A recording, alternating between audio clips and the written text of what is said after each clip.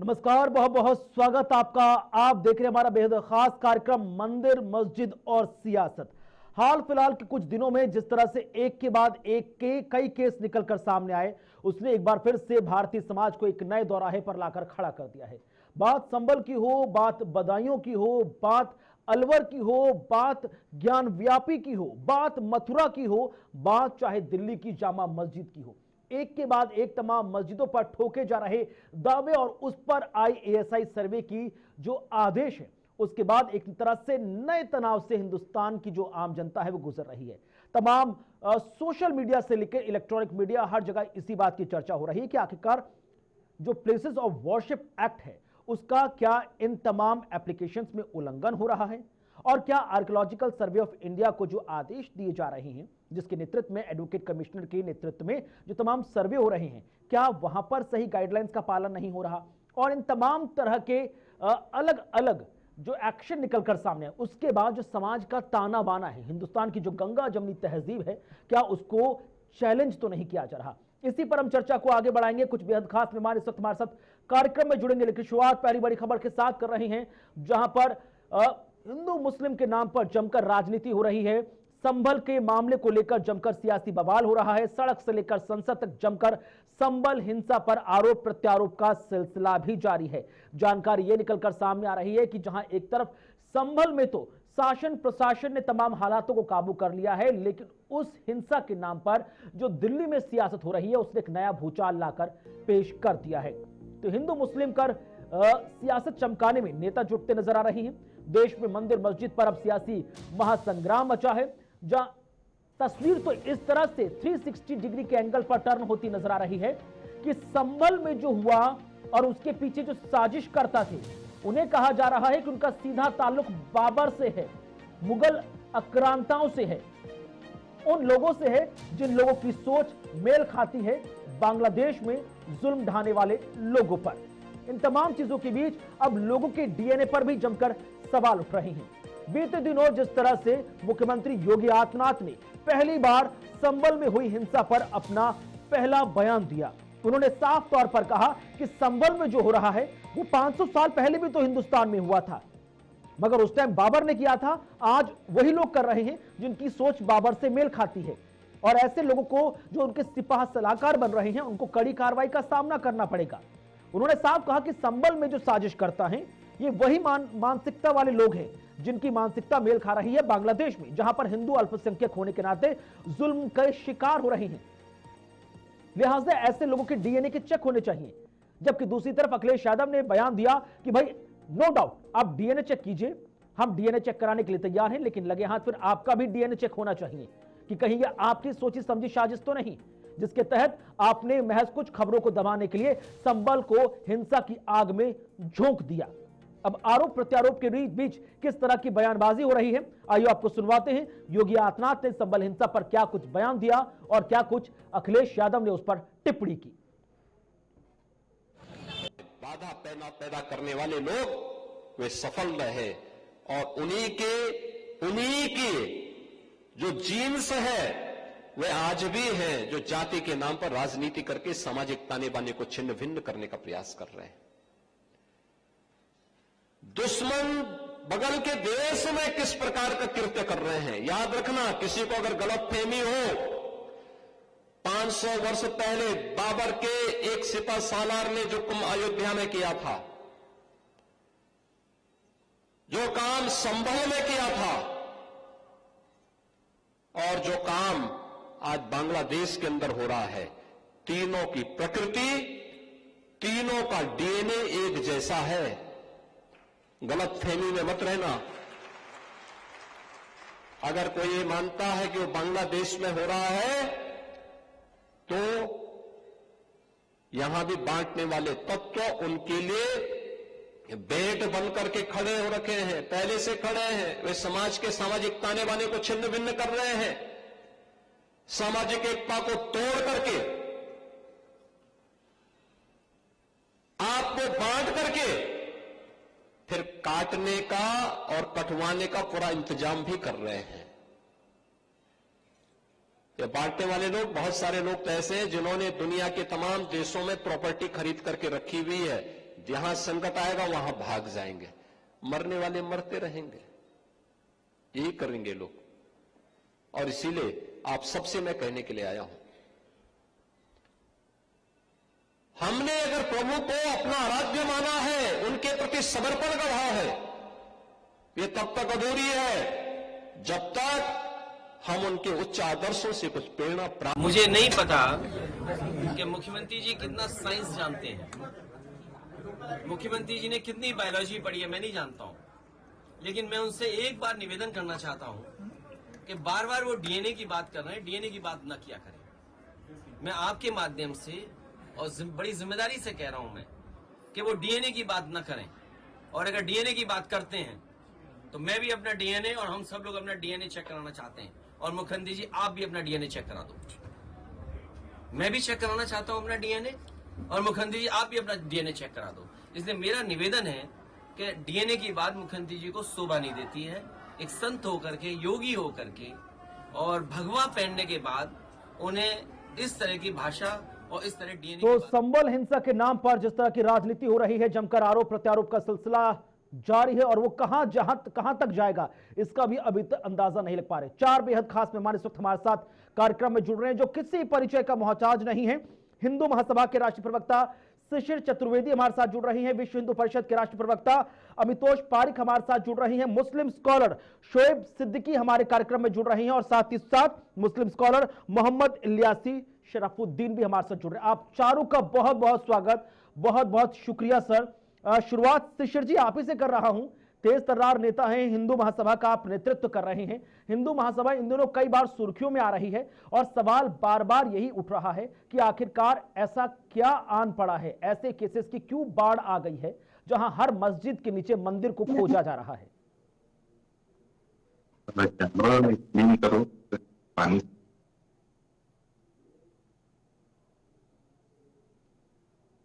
योगी जी की वजह से या भाजपा की वजह से सब हुआ, क्योंकि ये अदालत में एक याचिका दाखिल हुई, याचिका के आदेश पे ये सब हो रहा है, तो सरकार का तो कोई लेना ही देना नहीं है। और आगे चलते आज सौर दिवस की मैं बधाई देता हूँ। आज बाबरी मस्जिद का आज सौर दिवस 6 दिसंबर है, और उसी के साथ अयोध्या हो, मथुरा हो, काशी हो, चाहे बदायूं, चाहे संभल, चाहे ताजमहल, चाहे कुतुब मीनार, कहीं पर भी भारतीय जनता पार्टी का कोई रोल नहीं है। ये सारी जगह पे हिंदू महासभा और उसके जुड़े हुए लोग उसकी लड़ाई को लड़ रहे हैं। कहीं पर भी किसी याचिका में ये सिद्ध कर दे कि भाजपा के लोग हैं इसमें। विष्णु शंकर जैन, हरिशंकर जैन वर्षों से राम जन्मभूमि के मुकदमे में अधिवक्ता रहे हिंदू महासभा के, और वो लड़ाई लड़ रहे हैं। तमाम ये जो लड़ाइयाँ चल रही देश भर में, तो इसका सरकार पे तोहमत देना गलत है। दूसरी चीज, वहाँ विवाद होता ही नहीं संभल में, अगर वहाँ के सांसद और वहाँ के विधायक भीड़ लेके वहां घुसते। क्या हुआ था आपको याद होगा, काशी में भी तो यही हुआ था कि वहां पर जब सर्वे करने टीम गई तो वहां पर इन्होंने मुस्लिम पक्षकारों ने भीड़ बुलाई, और वहां पर जो टीम थी उससे धक्का मुक्की की। देश कानून से चलेगा, शरिया से नहीं चलेगा, और संविधान सब पे बराबर का से लागू है। आज डॉक्टर भीमराव अम्बेडकर जी का भी दिन है, उनको भी हम नमन करते हैं, और हम कहते हैं बहुत सौहार्दपूर्ण रूप से शोएब भाई यहाँ बैठे हैं, हमारे छोटे भाई है, प्रिय है, मित्र है, तो साथ में आप वैचारिक धरातल पे इसको लड़िए, और वहाँ अगर हमने कोई आरोप लगाया तो आप उसको सबूतों के आधार पे करिए। लेकिन सवाल ये उठ रहा है कि अचानक एक के बाद एक ज्ञानव्यापी काशी मथुरा केस चल ही रहा था, अचानक से संभल का आता है, देखते देखते बदायूं का केस आ जाता है। इसी बीच हिंदू सेना की तरफ से अजमेर शरीफ दरगाह पर भी दावा ठोक दिया जाता है। समझ से परे है सर। हिंदू महासभा की तरफ से हम ये कह रहे हैं कि क्यों नहीं होगा, जब ये इतिहास में इन्हीं लोगों ने लिखा कि 16,000 मंदिर हमने तोड़े हैं, तो 16,000 मांगे नहीं होंगी। भाई क्यों क्यों तोड़ा? आपको अगर मस्जिद बनानी थी आप अगल बगल कहीं बना लेते, लेकिन आपके अंदर काफिरों के प्रति नफरत है, जन्नत की हूरें मिलेंगी, ये सब बातें। मैं कहता हूँ अगर देश में शांति रखनी है तो जो आतंक फैलाए अगर कोई मुसलमान, तो उसको दफनाने की जगह जिंदा जला दीजिए, और कोई हिंदू करे तो उसको जलाने की बजाय दफना दीजिए। ये सारी 72 हूरों का जो दिमाग खुरापाती है ये सब खत्म हो जाएगा। ठीक है, मोहम्मद इलियासी शराफुद्दीन जी हमारे साथ जुड़ रहे हैं, मुस्लिम स्कॉलर हैं। सर आवाज पहुंच रही सर आप तक? आ रही है, आवाज आ रही है, बोलिए आप। तमाम बातें आपने ऋषि चतुर्वेदी जी की सुन ली और तमाम चैनलों पर आप देख रहे होंगे। किस तरह से देखते हैं लगातार एक के बाद एक केसेस निकलकर सामने आ रहे हैं, मुस्लिम समाज इन तमाम केसेस को किस तरह से देख रहा है? क्योंकि कई, अब नो डाउट कई मुस्लिम स्कॉलर ये कहते नजर आ रहे हैं कि सोची समझी साजिश के तहत देश में तनाव पैदा करने की कोशिश की जा रही है। देखिए, सिर्फ मुस्लिम समाज नहीं बल्कि मुस्लिम, ओबीसी, एससी, एसटी, आदिवासी के 120 करोड़ हिंदुस्तानी साफ तौर पर देख रहे हैं कि जस्टिस गोगोई, बोबडे, मिश्रा ने कैसे एएसआई के खिलाफ, भारत के संविधान के खिलाफ, वेदा गीता कुरान हदीस के खिलाफ जाकर बाबरी मस्जिद का जो नाजायज जुल्म वाला फैसला देकर अपने आप को तमाम बीजेपी, आरएसएस, हिंदू वाहिनी और दूसरे संस्थाओं के साथ रावण का डीएनए साबित किया है। उससे भारत टूट रहा है, कट रहा है, और उसी की वजह से जस्टिस चंद्रचूड़ ने आगे बढ़कर परमिशन दे दी, तो वो भी सीधा सीधा रावण के बच्चे बनकर और ज्यादा मस्जिदों को खतरा बन गए हैं। और ये चीज भारत को तोड़ देगी आने वाले सालों में, क्योंकि मुसलमानों से, इस्लाम से टक्कर अमेरिका, रशिया, नाटो लिया, हमने उनको मट्टी चटा दिया, तो ये तो उनके बच्चे हैं छोटे छोटे हमारे सामने। जिस वक्त आएगा, वेदा में है नर्तस्य प्रतिमा अस्ति, ईश्वर की मूर्ति नहीं बना सकते, मूर्तियां तोड़ दो। कुरान में है लैसा कमिस्ली शैइन, अल्लाह की मूर्ति नहीं बना सकते, मूर्तियां तोड़ दो। श्री कृष्ण, श्री राम एक रब की पूजा करते थे। रामायण और भगवत गीता पढ़ लीजिए, रामायण पढ़ लीजिए आप, लिखा है आई कौशल्या के बेटे सुबह उठ और एक रब की पूजा कर। आप पढ़ लीजिए भगवत गीता चैप्टर 7 वर्स 20, लिखा है कि श्री कृष्णा ने कहा एक रब की पूजा करो अर्जुन, दूसरों की ना करो। कुरान में भी चैप्टर 112 वर्स 1 to 4 में वही है। तो श्री राम, श्री कृष्णा, अल्लाह रसूलुल्लाह के रास्ते पर आइए, मूर्ति दरगाह तोड़ दीजिए, राम मंदिर से लेके तिरुमला की मंदिर से लेके जगन्नाथ की मंदिर से लेके वेदा गीता से सब टूट जाना चाहिए। ठीक है, श्री राम हृदय तोड़ देते आज, ज्यादा बेहतर तरीके से अमितोष जी जवाब दे पाएंगे। अमितोष जी, तमाम चीजें आपने सुन ली, उन्होंने गीता से लेकर कुरान, कुरान से लेकर तमाम जगहों के उदाहरण दे दिए और कहा कि भैया अब मौजूदा स्थिति ये कहती है कि दरगाह मंदिर सब तोड़ दो और उसके बाद एक रब के बंदे बन के चलो। अमितोष जी, में चलने वाला चैनल है जो संविधान से चलता है, ना कि आपके शरिया कानून से और ना ही किसी कुरान हदीस से चलता है। जो भारत के सर्वोच्च न्यायालय ने जो आदेश दिया था वो किसी कुरान हदीस को देखते हुए नहीं दिया था, वो हिस्टोरिकल पर्सपेक्टिव को देके दिया था। लेकिन मोहम्मद साहब को इसलिए मैं समझा पाऊंगा क्योंकि हिस्टोरिकल पर्सपेक्टिव इन्हें समझ नहीं आता और साइंटिफिक पर्सपेक्टिव इन्हें समझ नहीं आता। जिन्होंने कभी आर्कियोलॉजिकल सर्वे समझा ही नहीं, जिनके लिए धरती चपटी है, उनके लिए क्या है तो आर्कियोलॉजिकल सर्वे और क्या ही हिस्टोरिकल पर्सपेक्टिव। ओपनिंग कमेंट होने दीजिए, कोई नहीं बोला आपके बीच में। बाबर की औलाद है, सनातनी है, बाबर की औलाद ना बने, सनातनी बनिए, ऐसा ही का रिकॉर्ड चेक करिए। अब सुन लीजिए सर, इलियासी साहब प्लीज सुन लीजिए। हाँ ठीक है, लेकिन देखिए क्या होता है, इन्होंने इतनी बड़ी बड़ी बातें कर दी लेकिन ये सूरत 9 आयत 25 भूल गए जिसमें लिखा है कि काफिरों की ताक में बैठो, जहां दिखे वहां मारो। ऐसा तो गीता और महाभारत और हमारे ग्रंथों में तो नहीं लिखा था। लेकिन देखिए निरंतर रूप से भारत के अंदर में ये आए, मुस्लिम इन्वेजन करे, और इसीलिए कैटी हॉपकिंस ने कहा था, मुझे पता है मेरी बातें समझ नहीं आएगी, लेकिन कैटी हॉपकिंस ने कहा था अगर इस्लाम इतना ही बढ़िया रिलीजन है तो क्यों नॉन मुस्लिम कंट्रीज में जाके फैलाने का इन्होंने प्रयास करा, क्यों सोमनाथ मंदिर तोड़े गए, क्यों किसी तरह से यहाँ पर ध्वस्त करे गए। आप देखिए प्लेसेस ऑफ वर्शिप एक्ट की जब बात करी गई तो प्लेस ऑफ वर्शिप एक्ट तो जनरल इलेक्शन के एक महीने बाद आ गया था, ठीक क्यों लाया गया, और 92 के अंदर में राम जन्मभूमि को एक्सेप्शन करा, प्लेस ऑफ वर्शिप एक्ट तो 91 में आया था। लेकिन देखिए उस समय भी सीपीआई ने, मुस्लिम स्कॉलर्स ने और मुस्लिम लीग ने उसका अपोज करा था, और आज भी वही कर रहे हैं। जब इनसे इस देश के अंदर में मस्जिदें मंदिर तोड़ के बनाई गई और जो इसमें इस्लाम कहता है कि आप किसी किसी भी मंदिर को तोड़ के स्थान को डिस्प्यूटेड लैंड पे मजार और मस्जिद नहीं बना सकते, तो उसकी इबादत क्यों करते फिर आप? लेकिन प्लेस ऑफ वर्शिप एक्ट आया, सेक्युलरिज्म का एक थोपा उड़ा गया, और आज उन लोगों को भाई माने जा रहे हैं जो हमें काफिर मानते हैं। मुझे लगता है ये मोहम्मद अरिया से शरफुद्दीन को समझना चाहिए, इस देश में हिंदू है तो संविधान है। भाई चाइना में क्यों नहीं घूमते जाके? बोले ना मस्जिदें तोड़ तोड़ के पब्लिक टॉयलेट बनाती है, जाके वहां क्यों नहीं चीखते चिल्लाते हैं? क्यों फलस्तीन की चले जाते हैं और हिंदू की यहाँ पे भारत की भूमि को फलस्तीन के लिए नारे लगाने के लिए छोड़ देते हैं? क्यों बाबरी के शहीद दिवस बनाते हैं? तो मुझे लगता है ये लोग सूडो सेक्युलर है, ये आज भी अपने मजहब पर है, जिहाद फैलाना इनका काम है। ना ही आर्कियोलॉजिकल सर्वे समझते हैं, ना हिस्टोरिकल पर्सपेक्टिव समझते हैं, ना ही सुप्रीम कोर्ट की बात। अब एक सवाल का जवाब दे दीजिए अमितोष जी, फिर उसके बाद इलियासी साहब थोड़ा सा एक सेकंड।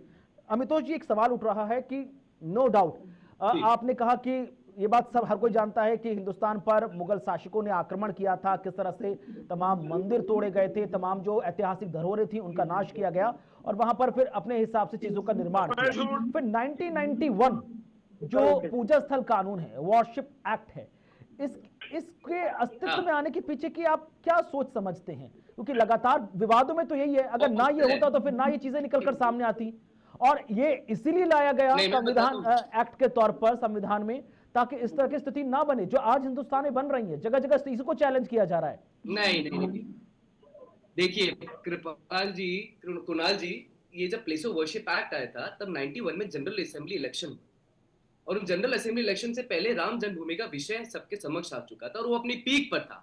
इस बिल को लेके आएंगे, और बिल को लेके आने वाले कम्युनिस्ट पार्टी के नेता थे जो बिल को लेके आए थे। बिल से पहले एक रिजोल्यूशन प्रपोजल लेके आए थे, लेकिन देखिए जब प्रपोजल आता है तभी सभा के अंदर में एक बिल पेश किया जाता है कांग्रेस के द्वारा, और वो बिल होता है प्लेसेस ऑफ वर्शिप एक्ट। लेकिन जब प्लेसेस ऑफ वर्शिप एक्ट आता है 91 में, तब राम जन्मभूमि को एक्सेप्शन नहीं रखा जाता है, रखा जाता है 92 के अंदर में। और प्लेस ऑफ वर्शिप एक्ट क्या कहता है? 15 अगस्त 1947 के समय पे जो भी जिस यथा स्थिति में होंगे वो ही रहेंगे। तो क्यों 15 अगस्त 1947 को डेट तय करी? क्यों मुस्लिम इन्वेशन और गजनी, गौरी और शाहजहां के समय पे डेट को तय नहीं कर लिया जब बाबर ने मंदिर तोड़वाए थे? क्यों सोमनाथ मंदिर टूटा था तब नहीं करा था? लेकिन देखिए पंडित नेहरू की मंशा क्या थी, जब वहां पर के मुंशी कंस्ट्रक्शन कर रहे थे, सोमनाथ मंदिर का प्रोजेक्ट हाथ में लिया था सरदार पटेल के बाद, तो क्या कहा था? I do not take part in it because it's a Hindu revivalism. उन्होंने सरदार पटेल का भी विरोध किया था। सोमनाथ मंदिर जिसके 4 टुकड़े कर दिए गए थे, गजनी में फेंका गया था जिसमें एक टुकड़े को मस्जिद में लगाया गया था, उसके लिए भी क्या कहता है? ये एक सेक्युलर मंशा नहीं थी, बल्कि हिंदू को अपीस करने की, हिंदू को नीचे दबाने की थी। हिंदू कोड बिल लाया गया प्लेस ऑफ वर्शिप एक्ट के नाम पे, आपने हमारे ही मंदिर तोड़ के मस्जिद बना दी, उनको प्रोटेक्ट कर लिया। आज पूछिए ना कि कितना प्रोटेक्शन के नाम लेते, जिन औरंगजेब और बाबर को अपना इतिहास और पूर्वज नहीं मानते, लगातार जो तमाम हिंदूवादी संगठन है एक ही चीज कह रहे हैं कि शिशिर जी, एक सेकंड, शिशिर जी बहुत देर से इंतजार कर रहे हैं। शिशिर जी, आप ही के सब, आपने शुरुआत में कहा ना मेरे बहुत अच्छे दोस्त हैं शोएब सिद्दीकी जी, अब उनकी भी सुन लीजिए, वो बहुत देर से इंतजार कर रहे हैं। शोएब जी, लगातार यह आरोप लग रहा है कि जो आप लोग की तरफ से कि जो हिंदूवादी संगठन है, बीजेपी, आरएसएस, सब मिलकर एक तरह से देश के ताने बाने को ताक पर रख रहे हैं, संभल के माध्यम से देश में एक अलग तरह की आग लगाई जा रही है। अगर बीजेपी, आरएसएस और हिंदूवादी संगठन इन तमाम प्रकरणों के पीछे है, फिर तो बांग्लादेश में जो हो रहा है उसके पीछे भी इन्हीं का हाथ होना चाहिए था।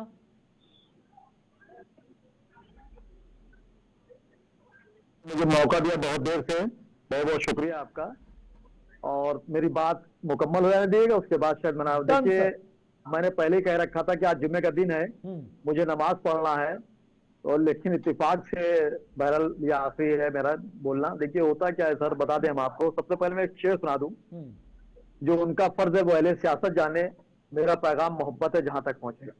आप देखिए तरह तरह की बातें हो रही हैं। आप देखिए मुल्क में इस वक्त जो है बहुत संजीदगी का माहौल होना चाहिए, जो माहौल नहीं बन पा रहा है। आप देखिए जो एक्ट बना था 1991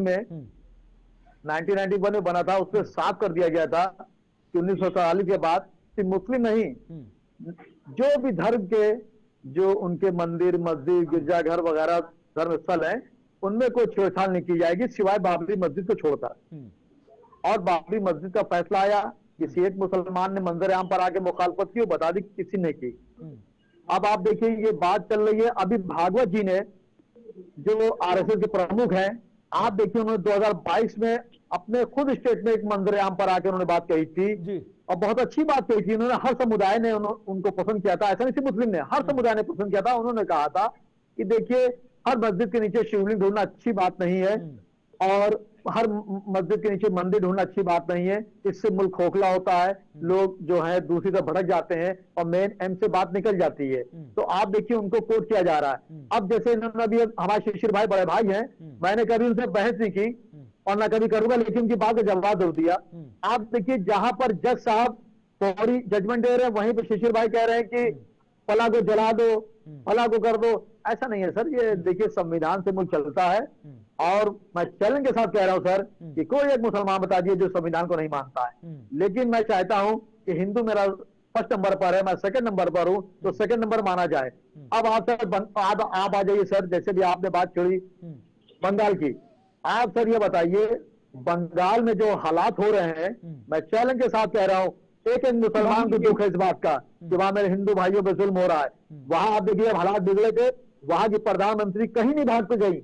उनको मालूम था कि हिंदुस्तान एक ऐसा मुल्क है जहां पे उनको रिहाइश मिल जाएगी और वो सेफ हैं। वो यहाँ पर आई और उनको बाकायदा हमारे प्रधान मुल्क के वजीर आजम मोदी जी ने उनको सुरक्षा दी और काबिल तारीफ है। लेकिन एक चीज समझाने का प्रयास कीजिए कि अगर संभल में जो सर्वे हो रहा था एडवोकेट कमिश्नर के नेतृत्व में, अगर हो भी गया था, अगर वहां पर पत्थरबाजी नहीं होती, साजिश रची नहीं जाती, पुलिस बल को निशाना नहीं बनाया जाता, तो आपको लग रहा है कि इस तरह के हालात बनते और अब बात इतनी कमजोर दोराहे पर आकर खड़ी हो जाती? कुणाल साहब देखिए ऐसा है सर कि आप देखिए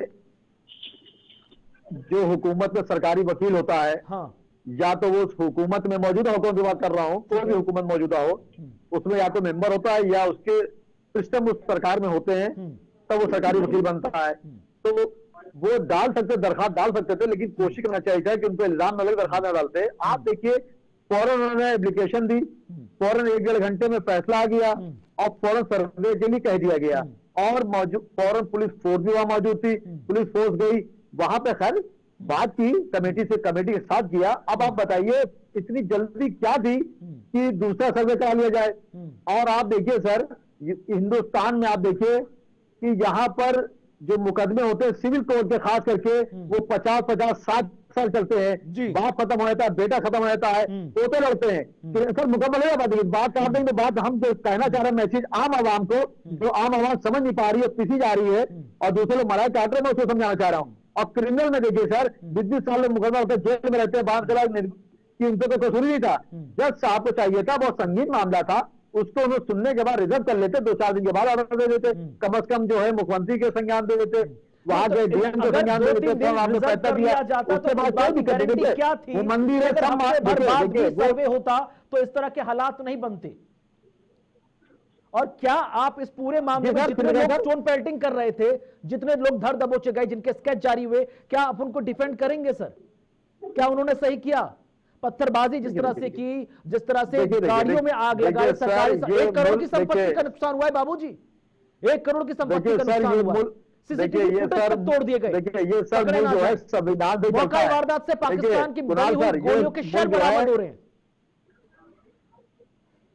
देखिए सर ये मुल्क संविधान से ही चलता है, संविधान से चलेगा और जो मुल्क के खिलाफ रणनीति करेगा, जो इस मुल्क के खिलाफ सियासत करेगा, चाहे कोई भी समुदाय का हो, तो बख्शा नहीं जाएगा। आप सर देखिए सर बात बीच में काट के गुलाम साहब मुकम्मल नहीं पाइए। आप देखिए सर यहाँ पर मैं आपके चैनल से बोल रहा हूँ, मेरी एक आवाज ऑल इंडिया में जा रही है। आप बताइए सुबह सर्वे हुआ सर, आप बताइए प्रशासन की यहाँ पे ठीक है ज्यादा चूक हुई कि नहीं हुई? आप बताइए हजारों आदमी इकट्ठा हो गए। अमितोष जी सीधा स्पष्ट सवाल है, जिस दिन पिटीशन दायर होती है हिंदू पक्ष की तरफ से, उसी दिन सर्वे का आदेश जारी कर दिया जाता है एडवोकेट कमिश्नर के नेतृत्व में। ऐसे कैसे पॉसिबल है सर कि सामने वाले पक्ष की बात ही नहीं सुनी गई, उसको मौका ही नहीं दिया गया? ठीक है, ये तो एक्सेप्शनल केस हो गया। हिंदुस्तान में तो केसेस सालों लटकते रहते हैं। मैं इसका स्पष्ट मुझसे कह रहे हैं सर, मुझसे कह रहे हैं अमितोष जी मुझसे कह रहे हैं सर। अरे सर इलियासी साहब शब्दों की मर्यादा। चंद्रचूड़, गोगोई, बोबडे, एएसआई का सर्वे नहीं देखे जजमेंट दे दिए। जज भी हिंदुत्व आतंकवादियों से मिले हुआ है, योगी मोदी हिंदुत्व आतंकवादियों से मिले हुआ है। अरे सर अब थोड़ा सा मर्यादा रखें ना सर, फिर गलत हो जाएगा। ऐसे नहीं, ऐसे नहीं, बच्चियों का बलात्कार हो के हिंदू बेटियों का आश्रम मंदिर में मर रहे हैं और जजेस हिंदुत्व आतंकवादी। और ऐसे नहीं कर सकते सर, संवैधानिक संस्थाओं पर बैठे लोगों पर आप ऐसे इल्जाम नहीं लगा सकते कि वो किससे मिले किससे नहीं मिले। यहाँ पर ना कोई मुस्लिम आतंकवाद को डिफेंड करने के लिए बैठा है, ना हिंदू आतंकवाद को डिफेंड करने के लिए बैठा है।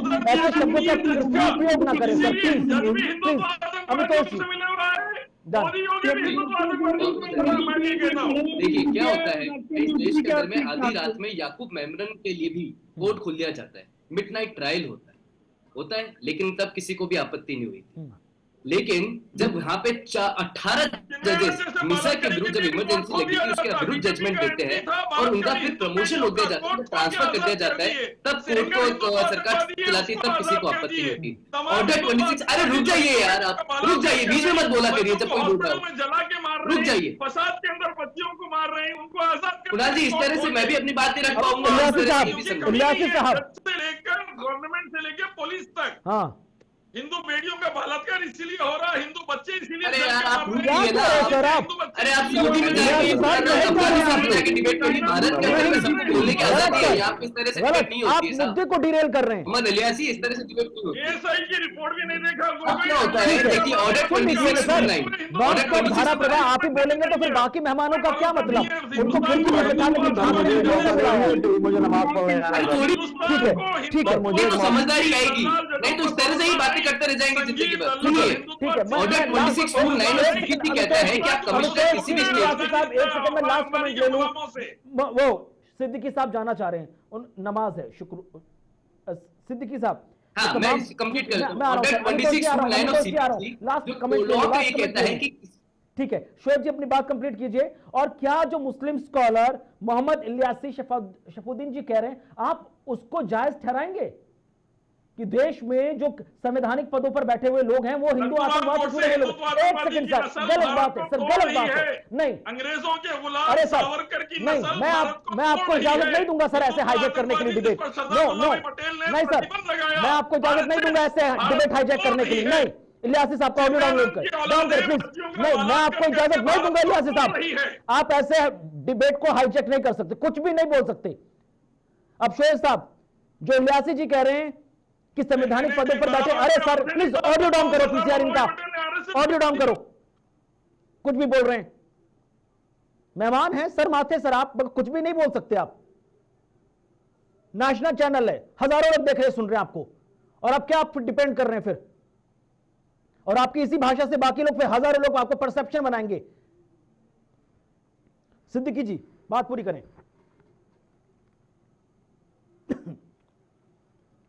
शोएब सिद्दीकी जी आवाज आ रही है अब तक? मुल्क संविधान से चलता है। हाँ सर, आवाज आ रही, कैमरे में फोटो साथ में। हाँ सर, आ गई। देखिए सर, एक ही सवाल है सिद्दीकी जी, जो बात यहां पर इलियासी साहब कहते हुए नजर आए कि जो संवैधानिक पदों पर बैठे जज से लेकर मुख्यमंत्री सभी लोग हिंदू आतंकवाद से जुड़े हुए और देश का आज इन्हीं लोगों ने हल कर, क्या कह रहे हैं सर? ये तो सोचते हुए भी हैरानी हो रही है। देखिए सर, कहां से लाते हैं ये विचार? देखिए सर, देखिए कुणाल सर, मैं इस बात को नहीं मानता हूं, मैं तो चैनल कह रहा हूं, ऐसे बात को नहीं मानता हूं। देखिए, बाबरी मस्जिद का फैसला जब सुप्रीम कोर्ट से आया तो एक मुसलमान ने माना, और चारी कोई आम मुसलमान हो जिसके अगेंस्ट में खड़ा हुआ 81 लोगों को छोड़कर, तो मैं चीज को नहीं मानता हूँ सर। संवैधानिक पद होता है, राष्ट्रपति हो चाहे मुख्यमंत्री हो, राज्यपाल हो, कोई भी इस तरह के संवैधानिक पद पे मैं समझता हूँ बोलना भी गलत है। आप देखिए, मैंने हमेशा बात को वो चैन से उस तरह बात रखी जो यहाँ पे पैगाम अच्छा जाए। तो देखिए सर, मैं बात बता दूं, जो अभी आपने बात की सर, जो संभल वाला मामला था सर, उसमें जो बारीकी सर ये थी कि दूसरे समुदाय को सुना नहीं गया था। कम से कम सर इसमें ये होता है कि जब आप दरखास्त डाली, सुनने के बाद दूसरे पक्ष को मौका दिया जाता है, दूसरा पक्ष अपनी बात रखता है, फिर एक डेट दी जाती है, फिर जिरता होती है, फिर चौथी डेट या तीसरी डेट पे जजमेंट दिया जाता है। जजमेंट बहुत जल्दी हो गया। अब जल्दी के पीछे क्या मामला था, मैं इस बात पे बहुत गहराई में नहीं जाऊंगा सर, मेरा वक्त नमाज का जुमे का भी हो रहा, मैं माफी चाहूंगा आपसे। ठीक है सर। सर आप ये देखिए कि यहाँ तो प्रशासन से चूक हुई थी, मैं सर वहीं फिर आ रहा हूँ संभल वाले पर, देखिए प्रशासन से यहाँ चूक हुई थी कि आखिर वहां पे इतने लोग जमा कैसे हो गए और वो पत्थर कैसे आ गए, जबकि पल पल के लिए खबर रहती है। और आप देखिए सर, यहाँ पर एक चीज बहुत बारीकी ये भी है,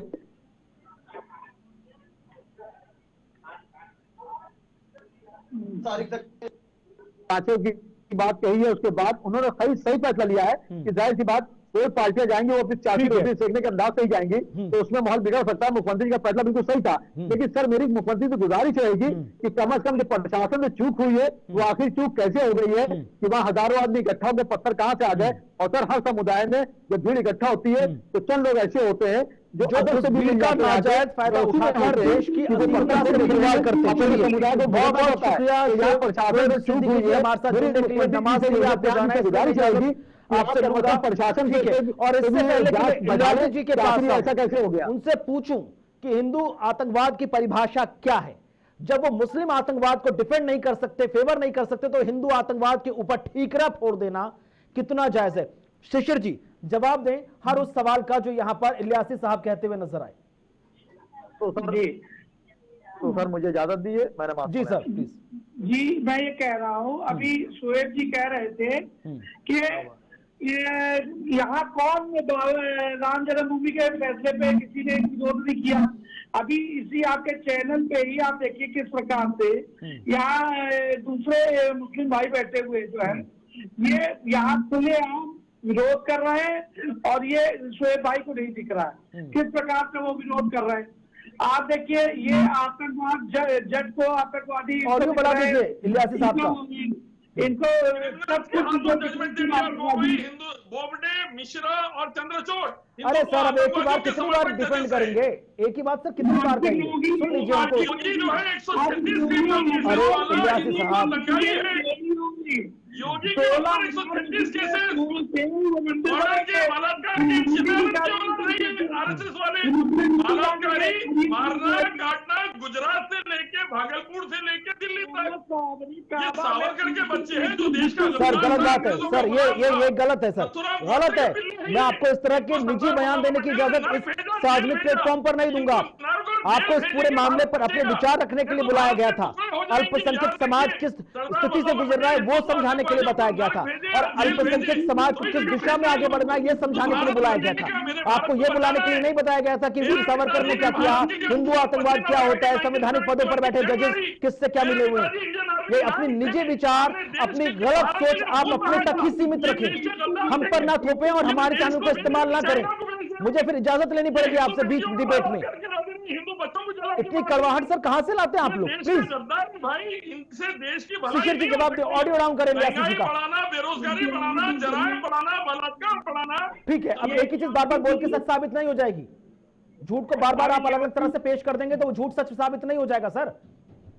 शिशिर जी जी शोएब जी ने अभी कहा कौन राम जन्मभूमि फैसले का विरोध कर रहा है, तो सामने बैठे मोहम्मद जी ये कर रहे हैं, इलियासी जी उनको दिख ही नहीं रहा है। एक तरफ का चश्मा ये लोग लगा के आते हैं। आप देखिए 5 लोग मारे गए उस पर ये बात नहीं कर रहे हैं, पत्थर चला रहे हैं उस पर नहीं बात कर रहे हैं। भाई जो मारे क्यों गए, पत्थर चलाओगे पुलिस पे, क्या उनका परिवार नहीं है क्या है? पत्थर चला रहे गुम्मत, जाओ ना अपना तर्क दो ना कोर्ट में, सबूत पेश करो। लेकिन यहाँ गुम्मा चलाओगे तो यहाँ उत्तर प्रदेश में योगी जी की सरकार है, पत्थर का जवाब आपको बढ़िया तरीके से दिया जाएगा। आप ये सोचेंगे कि हम डराएंगे धमकाएंगे, अब ये डरने वाले हिंदू नहीं है। ठीक है, दौर बदल चुका है। तलवार की नोक पे कुछ ही वर्षों पहले जिन्होंने अपना धर्म बदल दिया वो आए हमको डराने, खुद डरपोक लोग। आज 365 बुतों को इन्होंने तोड़ा मक्का में मोहम्मद साहब ने, तब इस्लाम का जन्म हुआ है। और ये कहते हैं हमारी कोई नफरत ही है, तो हिंदू मुस्लिम भाईचारे की बात करते ही है। और योगी जी ने बहुत सही बात एक कही है। ठीक है, उन्होंने कहा है कि जो बांग्लादेश में हो रहा है, जो हिंदुस्तान में राम जन्मभूमि या अयोध्या मथुरा काशी सब जगह जो हुआ, बंगाल में हुआ, कश्मीर में हुआ, ये एक ही तरीके का पैटर्न। लेकिन अमितोष जी ठीक है सर, ठीक है सर समझ गया, ठीक है। लेकिन अमितोष जी एक तरफ तो देश में नारा चल रहा है कि एक हैं तो सेफ हैं, लेकिन जिस तरह से एक एक करके तमाम मस्जिदों पर दावे ठोके जा रहे हैं उसके बाद तो उसका निचोड़ ऐसा निकल रहा है जैसे डिवाइड एंड रूल वाली बात निकल कर आ रही है। आप कैसे डिफेंड करेंगे? एक है तो सेफ है उसका, और मस्जिदों पे कोई दावा नहीं ठोका जा रहा है। मंदिरों का वापस से पुनः स्थापना और अपने अधिकार की मांग करी जा रही है। जो मंदिर तोड़ के मस्जिद बनाई गई थी उसमें प्लेसेस ऑफ वर्शिप और अपने पूजा का अधिकार मांगा जा रहा है, जो राम जन्मभूमि में भी मांगा गया था, जो कृष्ण जन्मभूमि में भी मांगा जा रहा है, जो ज्ञानवापी में भी मांगा गया था, जो संभल में भी मांगा जा रहा है, जो बटाऊ में भी मांगा जा रहा है, जो अजमेर में भी मांगा जा रहा है। ये वो मंदिर थे जिसपे तोड़ तोड़ के मुगलों ने अपनी मस्जिदें बनाई थी हिंदुओं के विरुद्ध। और अपने लस्ट के लिए, अपने सेटिस्फेक्शन के लिए, जहां पर अन्ना सागर के पानी को अपवित्र कर दिया, जहां गाय काटी गई, जहां औरंगजेब ने मंदिर तोड़ के जहां पे गाय काटी, मंदिर तोड़ के शिवलिंग को अपने पैरों में लगा लिया, आज वो हिंदू अगर अपने स्थान के लिए और अपने अधिकार की मांग कर रहा है, तो कौन सा सेकुलरिज्म फंडामेंटल जो राइट है जो खतरे में आ गया? प्लेसेस ऑफ वर्शिप एक्ट के अंदर में हम प्रोटेक्टेड है ना भाई। Place of worship act section 4 clause 3 कहता है कि कोई भी मॉन्यूमेंट जो कि प्रोटेक्टेड होता है आर्कियोलॉजिकल सर्वे में, उस पे प्लेस ऑफ वर्शिप एक्ट की कोई एप्लीकेबिलिटी नहीं होती। कृष्ण जन्मभूमि में भी उसका एप्लीकेशन नहीं आया, आपकी ज्ञान मापी में उसका एप्लीकेशन नहीं आया। क्यों नहीं आया ज्ञान मापी में? क्योंकि एक हद तक सपा जब आई थी, मुलायम सिंह यादव ने श्रृंगार गौरी की पूजा को रोक दिया गया था, खुद का एक्ट था, इसलिए वहां प्लेस ऑफ वर्शिप एक्ट नहीं है। संभल में प्रोटेक्टेड मॉन्यूमेंट था, लेकिन जामा मस्जिद ने वहां पर ना मितोष जी कि एक तरफ आप अल्पसंख्यक समाज से कह रहे हैं कि आप संविधान के हिसाब से चलो, न्यायालय पर विश्वास रखो, लेकिन जगह जगह जितने केसेस आ रहे हैं वहां पर जो प्रेयर वर्शिप एक्ट है उसी को ही चैलेंज किया जा रहा है। चैलेंज है ना कुणाल, कल सुप्रीम कोर्ट के अंदर में उसकी हियरिंग भी थी और प्लेस ऑफ वर्शिप एक्ट की कॉन्स्टिट्यूशनलिटी चैलेंज है ऑलरेडी। लेकिन जो अभी प्लेस ऑफ वर्शिप एक्ट है उसमें आपका आर्टिकल 29 आपसे ले लिया, आपका आर्टिकल 25, 26 आपसे ले लिया, आपका जुडिशियल रिव्यू का राइट आपसे ले लिया। There is supreme court judgment which says once a temple will always be a temple. आपसे वो अधिकार आपसे छीन लिया गया। आपसे हिमाचल प्रदेश हाईकोर्ट ने Satyendra Kumar and others versus union of India में कहा था कि any structure that is 100+ years old and protected by archaeological survey, places of worship act is not applicable. तो हम तो प्लेस ऑफ वर्शिप एक्ट की एप्लीकेबिलिटी को देखते हुए, अगर नहीं तो कोर्ट उसको खत्म कर देता। और रही बात संभल की कुणाल, तो ऑर्डर 26 रूल 9 ऑफ सीपीसी कहता है कि किसी भी स्टेज ऑफ ट्रायल के ऊपर में आप कमिश्नर अपॉइंट कर सकते हैं। वहां कमिश्नर अपॉइंट करा गया। अगर आपको आपत्ति थी तो आप इतना जब हिंसा हो गई फिर क्यों सुप्रीम कोर्ट चले गए और फिर आप क्यों हाई कोर्ट चले गए? आप पहले अपील का राइट तो आपके पास था, लेकिन बच्चों को मिसगाइड करना, उनके हाथ में पत्थर देना, कानूनी व्यवस्था का मजाक उड़ाना और फिर संविधान की झूठी गुहारें लगाना, मुझे लगता है कि एक बहुत बड़ा दोगला चरित्र है जिसको हमें समझना चाहिए। और बार बार ये भी तो सवाल निकल रहा है कि 500 साल पुरानी जो चीजें थी उस समय को आज के वक्त में लाकर समाज को एक ऐसी स्थिति में लाकर खड़ा कर देना कि आमने सामने वाले व्यक्ति जब खड़ा हो तो शक की निगाह से देखने लगे कि ये हमारे साथ का या नहीं है। आपको पता है कुणाल, जब आप वर्क फैक्ट पढ़ेंगे उसके अंदर में एक लिमिटेशन का भी राइट नहीं। जी आप लोग के पास राइट नहीं, वो कभी भी आपके ऊपर केस कर सकते हैं, लेकिन आप बदले में 1 साल के अंदर ही जा सकते हैं कोर्ट में अगर आपको दावा पेश करना है, कोर्ट ने ट्रिब्यूनल में, और आपके पास पब्लिक नोटिस भी नहीं है। आप देखिए, एक वो ड्रैक्यूनन एक्ट है जो आपकी प्रॉपर्टी को अपनी किसी भी समय बता सकती है, जिनने भेंट द्वारका को नहीं छोड़ा, जिनने 1500 वर्ष पुराने तमिलनाडु के मंदिर को नहीं छोड़ा, जिनने सदन को नहीं छोड़ा जो भारत का लोकतंत्र का मंदिर है, जिन्होंने हर उस स्थान को नहीं छोड़ा जिससे आपकी और मेरी आस्था जुड़ी हुई है, कितने सालों पुराने। तो हम प्लेसेस ऑफ वर्शिप एक्ट की बात करें और हम हमारी आस्था का बात करें तो हम उसमें क्यों लिमिटेशन पे चले जाते हैं? जब जिसका जो अधिकार होगा वो न्यायालय पे जाएगा, ये उसका राइट है, हमारा आप इंक्रोच नहीं कर सकते। आखिरी सवाल, क्योंकि ये आरोप लग रहा है कि विश्व हिंदू परिषद, हिंदू महासभा, बजरंग दल, हिंदू सेना ये बिल्कुल वक्फ बोर्ड की तरह काम कर रहे हैं। जहां देखी मस्जिद दावा ठोका, चलो कोर्ट, एएसआई का सर्वे मिलेगा, हम खुदाई करेंगे। जहां देखा मंदिर दावा ठोका है मस्जिद, तो मंदिर तोड़ के बनाई गई ना। आर्कियोलॉजिकल सर्वे के प्रूफ्स मांगे जाते हैं, हिस्टोरिकल एविडेंसेस मांगे जाते हैं, और रही बात हिस्टोरिकल पर्सपेक्टिव्स को भी हटा देते हैं कुणाल। एक वक्त के लिए देख ली पिटीशन किसने लगाई है, विष्णु गुप्ता ने लगाई, हिंदू सेना के अध्यक्ष है राष्ट्रीय, उन्होंने अजमेर दरगाह शरीफ की लगाई, विश्व हिंदू परिषद ने तो नहीं लगाई। उसके बाद आप दूसरी संभल देख लीजिए, विश्व हिंदू परिषद ने तो नहीं लगाई हरिहर मंदिर के लिए। विश्व हिंदू परिषद ने आंदोलन करा था राम जन्मभूमि के लिए, विश्व हिंदू परिषद का रिजोल्यूशन रहा कृष्ण जन्मभूमि, मथुरा के लिए, ज्ञान वापी के लिए और राम जन्मभूमि के लिए। लेकिन कोई अगर हिंदू समाज जागरूक होकर न्यायालय के समक्ष जाके अपने अधिकार मांगता है, वो गलत है या लोग उसके पत्थर उठा देते हैं वो सही है? मुझे लगता है हिंदू समाज न्यायालय से साल है, 33वीं बरसी मना रहा है हिंदुस्तान। आपको लग रहा है जो बात आरएसएस प्रमुख मोहन भागवत ने 2022 में कही थी, सर आवाज पहुंच रही है आप तक? तो शायद डिस्कनेक्ट हो गए। फिलहाल तो देखा आपने, चाहे हिंदू पक्ष के तमाम स्कॉलर हों या मुस्लिम पक्ष के तमाम स्कॉलर हों, किस तरह से अपनी तमाम एक करके बातों को रखते हुए नजर आए। फिलहाल हमारे पास समय आज इतनी ही इजाजत दे रहा था, नहीं तो इस चर्चा को आगे बढ़ाते कुल मिलाकर एक अलग तरह के तनाव से पूरा हिंदुस्तान गुजर रहा है। जगह जगह पर जो केसेस निकलकर सामने आ रहे हैं, फिलहाल इस पूरे मामले पर ज्यादा बेहतर होगा कि हमें कोर्ट पर, न्याय पर और कानून पर पूरी तरह से निष्ठा के साथ विश्वास करना चाहिए। जज्बाती होकर कोई फैसला, कोई गलत कदम नहीं उठाना चाहिए। बहरहाल हमारी खास पेशकश मंदिर, मस्जिद और सियासत में आज बस इतना ही। वक्त छोटे से ब्रेक का, खबरें आगे जारी हैं।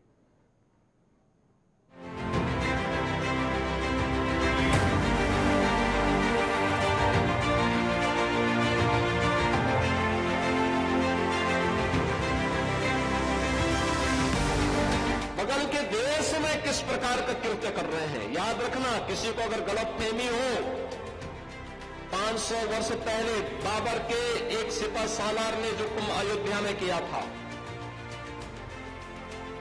जो काम संभल में किया था, और जो काम आज बांग्लादेश के अंदर हो रहा है, तीनों की प्रकृति, तीनों का डीएनए एक जैसा है। और अगर डीएनए की बात करते हैं तो मैं भी अपना डीएनए और हम सब लोग अपना डीएनए चेक कराना चाहते हैं, और मुख्यमंत्री जी आप भी अपना डीएनए चेक करा दो।